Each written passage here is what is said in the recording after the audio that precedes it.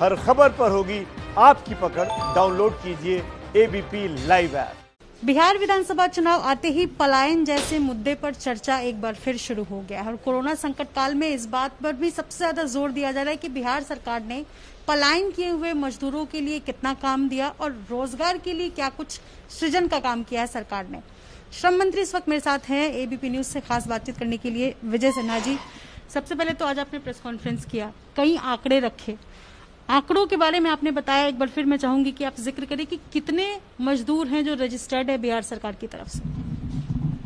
देखिए, एक हमारा BOCW भवन कामगार मजदूर है, जो हम लोग जब से सेवा का अवसर मिला है हम लोगों ने तमाम इसके दायरे को बढ़ाया। जो भवन कामगार से जुड़े हुए हैं, चाहे वो मिस्त्री हैं, लेबर हैं, इलेक्ट्रीशियन है, प्लम्बर है, कारपेंटर है, ब्लैक स्मिथ है, फ्लोरिंग करने वाले हैं, पेंटर है, इन तरह की, इसके साथ साथ कृषक कार्य से जुड़े हुए मनरेगा मजदूरों को भी इसमें हम समाहित किए हैं।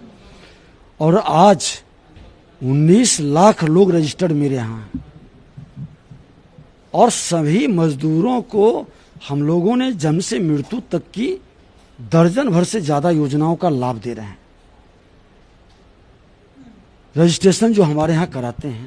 एक सवाल है, कितने लोग, कितने मजदूर हैं जो कोरोना के वक्त बिहार वापस आए हैं, जो लौटे हैं, संख्या कितनी है सरकार के पास? सरकारी आंकड़ों में कितने हैं? देखिए, अभी जो सरकार की आंकड़ा, आप लोगों ने भी उस पीरियड में हम लोगों से काफी संपर्क में रहे हैं कि 24 लाख, 25 लाख, 26 लाख तक जो आंकड़ा आया, आज वो आंकड़ा हमने भी एक पोर्टल शुरू किया कि जो प्रवासी मजदूर बिहार के अंदर रहते हैं वो रजिस्टर्ड करें, ताकि हमारे पास एक डाटा बेस तैयार हो सके और हम उनको ऑप्शन दे सकें नियोजन के लिए।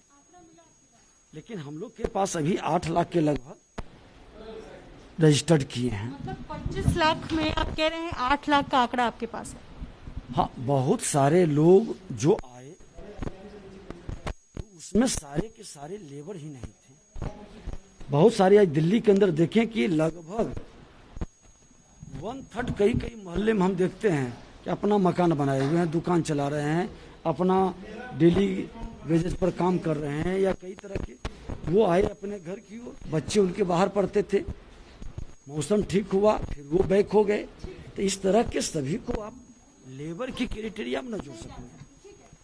8 लाख है वो मजदूर हैं, उनके लिए बिहार सरकार ने क्या किया? रोजगार का अगर सृजन किया है तो किन किन क्षेत्र में किया है? आपको जानकारी होनी चाहिए कि माननीय मुख्यमंत्री नीतीश कुमार जी, उप मुख्यमंत्री सुशील मोदी जी के नेतृत्व में आज जिलाधिकारी की अध्यक्षता में सभी सेक्टर, चाहे वो 7 निश्चय के तहत हो, मनरेगा का हो, जल जीवन हरियाली का हो, RU विभाग हो, भवन विभाग हो, जितने वर्क डिपार्टमेंट हैं सभी सेक्टर को जोड़ करके और उसमें 4 करोड़ से ज्यादा कार्य दिवस निकाला है। और जो काम मांगने जा रहे हैं उनको काम दे भी रहे हैं। ऐसा नहीं है कि किसी ने कहा कि हम काम मांगने गए हमको काम नहीं मिला। जो उस क्राइटेरिया को फुलफिल कर रहा है उसकी व्यवस्था बनाई जा रही है और इसका मॉनिटरिंग डायरेक्ट DM कर रहे हैं। मैं आपसे वही पूछ रही हूं कि किन-किन क्षेत्र में हुआ है? हम तो बता रहे हैं कि सारा सेक्टर, अभी आपको बताया ना कि जितना वर्क डिपार्टमेंट है। आप देखिए कि कोरोना काल में वर्क रुका हुआ था, अभी वर्क डिपार्टमेंट का भी काम बहुत तेजी से बढ़ने लगा, 7 निश्चय का भी काम तेजी से बढ़ा। आपका जल जीवन हरियाली के अंदर ये जो नया माननीय मुख्यमंत्री जी का जो विजन था, उस विजन को कोरोना काल ने जो गति रोका था, आज कितनी तेजी से बढ़ने लगा है। बिहार के अंदर यही तो वर्क एक पहचान दिला रही है। आज देखें ना कि आप हर जिले के अंदर एक सेक्टर को लें कि जहां मेरा स्कूल के लिए हम लालायित रहते थे, आज वहां हमारा engineering college, polytechnic, ITI, ANM college, GNM college, पारा मेडिकल, आज सारे के सारे ITI 2 आज सारा संस्थान बन रहा है। इसमें वर्क डिपार्टमेंट के अंदर ही आ रहा है ना, लोग काम कर रहे हैं इसमें। मुझे एक बात बताइए, बिहार सरकार कह रही है 20 लाख लोग ऐसे हैं जो नौकरी के लिए दिया गया, जबकि 53,000 सरकार खुद डेटा दे रही है कि 53,400 कुछ ऐसे लोग जिनको रोजगार दिया गया है। तो 20 लाख में 53,000 लोगों के लिए नौकरी के अवसर निकाले गए हैं, तो बाकी लोगों को नौकरी के लिए क्या है? बाकी लोगों को नौकरी कैसे मिलेगा? कौन देगा नौकरी? आपको बता दें कि आप नौकरी जो समझते हैं कि गवर्नमेंट सेक्टर के अंदर या अंडरटेकिंग गवर्नमेंट के अंदर, या नौकरी का मतलब है कि आज आप जो काम अकेले कर रहे थे 2 सहयोगी को रख लिए तो 2 आदमी को भी रोजगार का अवसर मिला। अगर जो कोई एक गाड़ी खरीद लिया उसके अंदर 2 आदमी आ गए, 4 आदमी आ गए तो वो भी रोजगार का सेक्टर बना। और ये सेक्टर की काउंट और गिनती कहीं नहीं लोग कर पाते हैं। ये सच को स्वीकार कर ले कि रोजगार, नौकरी रोजगार से ही नहीं, स्वरोजगार के सेक्टर में भी कई लोगों को रोजगार का अवसर है। मेरा मतलब नौकरी से रोजगार का ही था कि 20 लाख लोग जो लौटे हैं उनमें से 53,000 लोगों को ही रोजगार मिल पाया है। ये सरकारी ही आंकड़ा मैं आपके सामने रखती हूं। सरकारी आंकड़ा से हट करके भी बहुत सारे आंकड़े हैं। आज बता तो हम रहे हैं कि जहां जहां सेक्टर में लोग काम कर रहे हैं, आज एग्रीकल्चर के सेक्टर में अभी आपने देखा कि अभी एग्रीकल्चर का समय है, कितने लोग लगे हुए हैं। और वो आज 5,000 कहीं काम करता है, 1 हफ्ता के बाद देखिएगा वहां 10,000 हो गया, कहीं 3,000 आ गया। ये जो डिफरेंस आंकड़ा है ये काउंट नहीं होता है।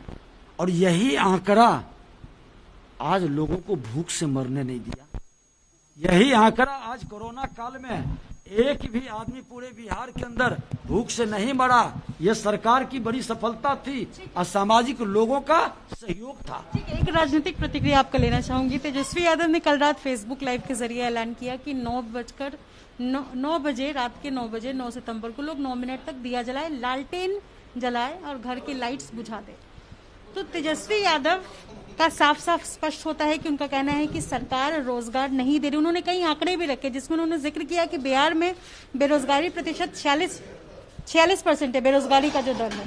तो सरकार होने के नाते, सरकार में आप मंत्री हैं, रोजगार मंत्री हैं, क्या कहना चाहेंगे इस पर? देखिए, एक तो पहले बता दें कि तेजस्वी यादव जी थोड़ा अध्ययन करें। लालटेन जलाने का राजनीतिक लाभ जो उठाना चाहते हैं और ये घिसा पिटा लालटेन जो बुझने के कगार पर है, आज के नौजवान डिजिटल इंडिया का पार्ट बन चुका है। और ये नौजवान डिजिटल इंडिया के माध्यम से डिजिटल मार्केटिंग तक पहुंच गया है और उसको आपस लेकर के ये जहां ले जाना चाहते हैं और जो भ्रम फैला के वातावरण को दूषित करना चाहते हैं। इनके पास कोई विजन होता, इनके पास कोई विजन होता, कुछ प्लानिंग होता, ये बताते। आज बता दें कि ये तीन साल से नेता प्रतिपक्ष हैं, कभी रोजगार के संदर्भ में सदन के अंदर अपने विषय को ढंग से रख पाए हैं? रोजगार पर कभी डिबेट कराने के लिए इन्होंने कभी सरकार के पास विषय को रखा है? चुनाव के समय में जिस रोजगार की बात कर रहे हैं, अरे ये तो धन्य बिहार के मुख्यमंत्री नीतीश कुमार जी, सुशील मोदी जी है, जो बिहार के अंदर एक सकारात्मक वातावरण बना के रोजगार का अवसर का सृजन किया। माननीय प्रधानमंत्री जी आत्मनिर्भर भारत के माध्यम से स्वरोजगार का सृजन कर रहे हैं। पर मुझे एक बात बताइए कि आप कह रहे हैं कि रोजगार का सृजन हो रहा है। अगर मैं रिसर्च के बारे में बात करूं तो centre for monitoring Indian economy की रिसर्च आई है अगस्त के महीने में। वो बताती है कि अप्रैल में बेरोजगारी के मामले में बिहार 7वें नंबर पर था, अब दूसरे नंबर पर पहुंच गया है। इस पर क्या कहेंगे? ये तो रिसर्च है सर।